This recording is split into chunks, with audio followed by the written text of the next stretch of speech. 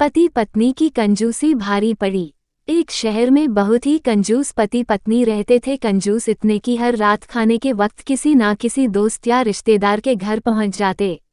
औपचारिकता दिखाते हुए पूछे जाने पर कि क्या वह दोनों भोजन करेंगे तो झट से उनके साथ खाने पर बैठ जाते। अपनी छुट्टियां मनाने कभी एक तो कभी दूसरे के घर डेरा डाल देते और खूब मस्ती करते।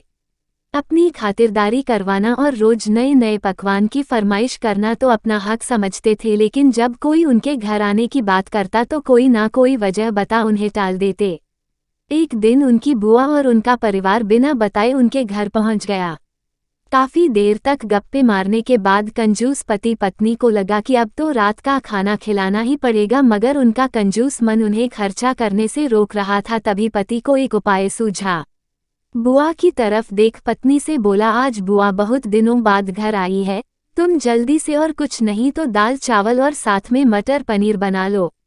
मटर पनीर का नाम सुनते ही पत्नी परेशान, जब देखो मुंह उठा चले आते हैं। अब मटर पनीर पर इतना खर्चा करो, मन ही मन बड़बड़ाती हुई पत्नी जी रसोई में जा घुसी। पीछे पीछे पति महोदय भी पहुंच गए और अपनी योजना सुनाने लगे।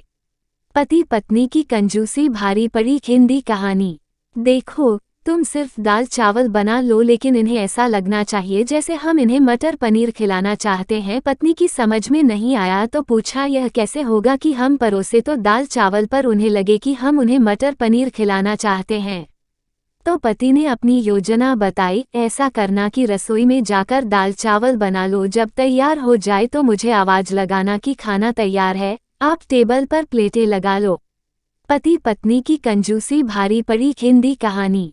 पत्नी ध्यान से सारी बातें सुनती रही और आगे की योजना सुनने को बेताब होने लगी। तब पति ने अपनी असली योजना बताई, जब मैं प्लेट लगा चुका रहूंगा तो तुम एक खाली कढ़ाई किचन के फर्श पर गिरा देना। तब मैं पूछूंगा कि क्या गिरा तो तुम जवाब देना, मटर पनीर की कढ़ाई गिर गई। अब मटर पनीर बचा नहीं तो दाल चावल ही खाना पड़ेगा।